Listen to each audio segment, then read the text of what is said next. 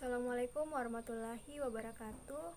Saya Vivi Wahyuni, Stambuk B1C1199099.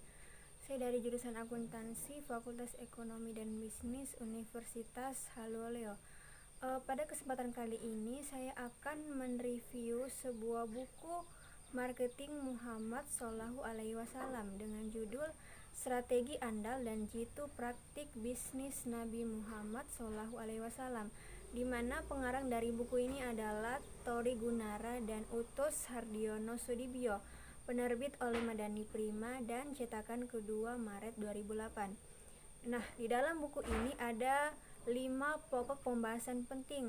Yang pertama mind share, yang kedua market share, yang ketiga hair share, yang keempat soul share, dan yang kelima adalah soul marketing. Mari kita bahas dari bagian yang pertama adalah mind share. Jadi dalam mind share di sini menjelaskan yang pertama tentang segmentasi. Segmentasi di sini adalah cara membagi pasar berdasarkan pada variabel-variabel tertentu seperti geografi, demografi, psikologi, perilaku, dan akhirnya pada variabel terkecil yaitu individu.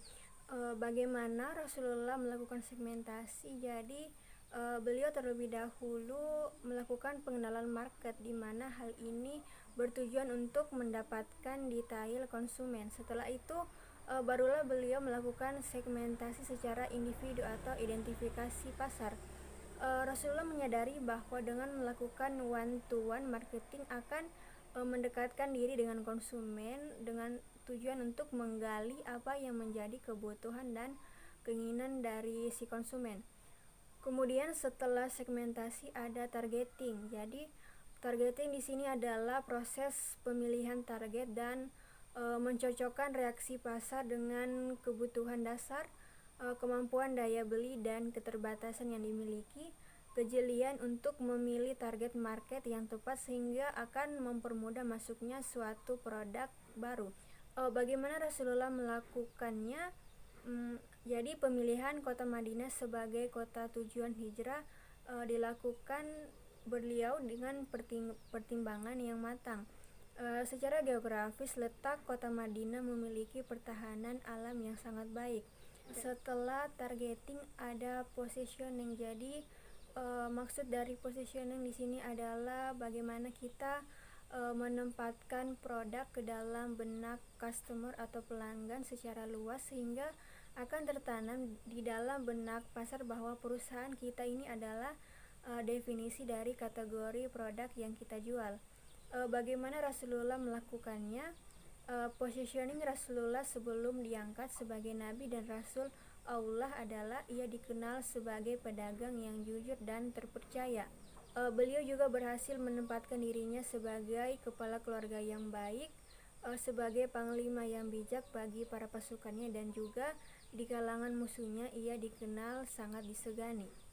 Pembahasan yang kedua adalah market share. Di dalam market share menjelaskan tentang pasar adalah sebuah tempat yang terbentuk atas kumpulan para konsumen yang potensial dengan kebutuhan yang berbeda-beda dan mempunyai keinginan yang sama untuk melakukan sebuah transaksi guna memenuhi kebutuhan mereka. Jadi market share adalah persentasi dari keseluruhan pasar untuk sebuah kategori produk atau jasa yang telah dipilih atau dikuasai oleh suatu produk. Kemudian di dalam market share itu juga menjelaskan tentang diferensiasi. Maksud dari diferensiasi di sini adalah sebuah pembeda atau bagaimana caranya agar produk kita itu menjadi berbeda dengan produk lain. Bagaimana Rasulullah melakukan diferensiasi? Diferensiasi beliau dikenal bukan sebagai satu di antara banyak pengusaha, tetapi beliau menjadi satu-satunya pengusaha muda yang memiliki pendapatan yang luar biasa, di mana membawa keuntungan yang berlipat ganda sehingga hal ini menjadi reputasi yang melekat pada dirinya. Setelah diferensiasi ada marketing mix. Marketing mix di sini adalah tingkatan yang menggabungkan elemen penting pemasaran produk dan jasa seperti keunggulan produk, penetapan harga, pengemasan produk, periklanan, persediaan barang, distribusi dan anggaran pemasaran dalam usaha memasarkan sebuah produk ataupun jasa. Bagaimana Rasulullah melakukan marketing mix? Dalam hal produk, Rasulullah selalu menjelaskan dengan baik kepada semua pembelinya akan kelebihan dan kekurangan dari produk yang ia jual. Setelah marketing mix ada selling. Jadi selling di sini adalah sebuah teknik untuk membujuk atau meyakinkan kepada konsumen bahwa dalam produk yang kita jual terdapat solusi atau keuntungan yang lebih bagi mereka yang membeli. Dalam selling kita harus mengetahui need, want, and budget dari customer agar dapat merubah pola pikir para customer. Kita harus meyakinkan para customer bila kita tidak hanya menjual barang atau jasa, namun kita juga menjual sebuah solusi untuk permasalahan mereka. Lalu bagaimana Rasulullah melakukan selling? Beliau memegang teguh etika dalam melakukan perdagangan, seperti penjual tidak boleh mempraktikkan kebohongan dan penipuan mengenai barang-barang yang dijual. Kemudian juga pedagang yang baik adalah pedagang yang mudah dalam membeli dan mudah dalam menjual. Kemudian pembahasan yang ketiga adalah heart share. Di dalam heart share menjelaskan tentang branding. Branding di sini adalah persepsi atau citra yang dipelihara oleh perusahaan dan digunakan oleh calon pembeli dan pelanggan pada umumnya untuk melukiskan pengalaman mereka.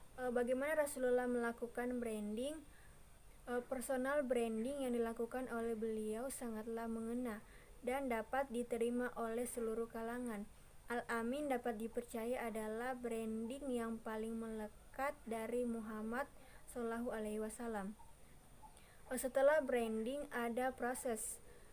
Jadi proses di sini adalah penganalisaan peluang pasar untuk mengembangkan strategi marketing, perencanaan langkah-langkah marketing dan memaksimalkan usaha marketing berdasarkan langkah-langkah yang sudah kita tetapkan.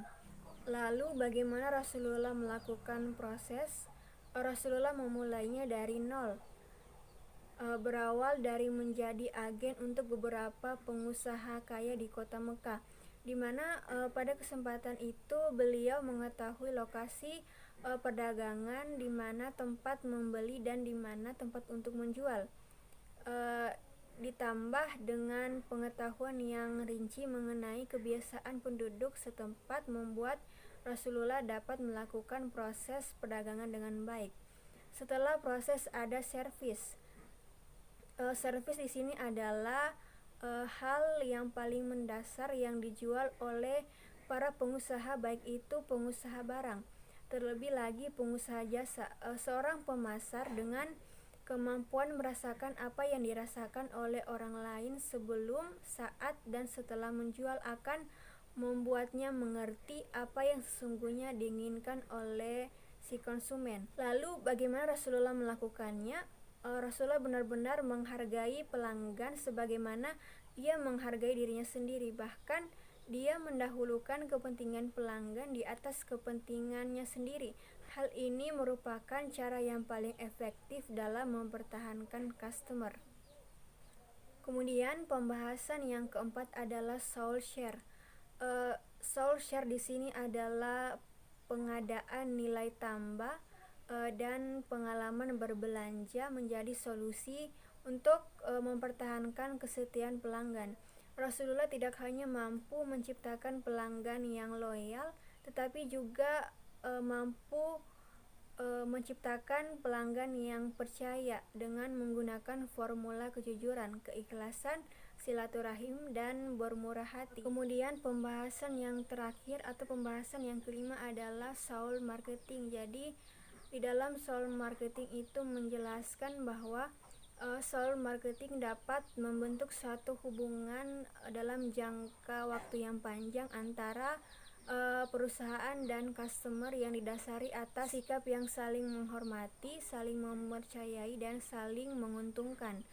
Pada tahap ini bukan lagi hanya sekedar untuk membentuk loyalty dari customer, tetapi menciptakan trustly customer. Dasar dari konsep soul marketing adalah bukan pada produk atau konsumen, tetapi pada sikap murah hati. Dalam Islam, melakukan pendekatan kepada konsumen tidak lagi melakukan hanya dengan cara pendekatan emosi, tetapi juga dengan pendekatan logika dan diiringi dengan pendekatan kalbu atau spiritual. Dan itulah 5 pokok pembahasan penting dari buku marketing Muhammad SAW. Saya ucapkan terima kasih. Billahi taufiq wal hidayah. Wassalamualaikum warahmatullahi wabarakatuh.